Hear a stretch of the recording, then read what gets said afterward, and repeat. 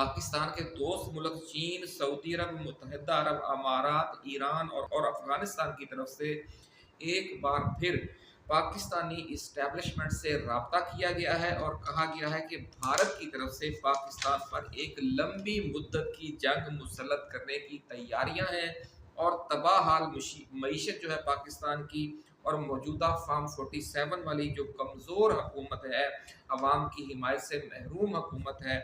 इसके ज़रिए और कमज़ोर मईशत के ज़रिए पाकिस्तान ये लंबी जंग नहीं लड़ सकता।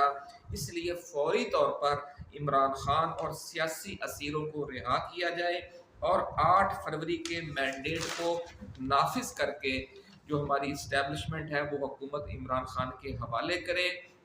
इस हवाले से नाज़रीन बाज़ ज़राए 16 से 21 मई के दरमियान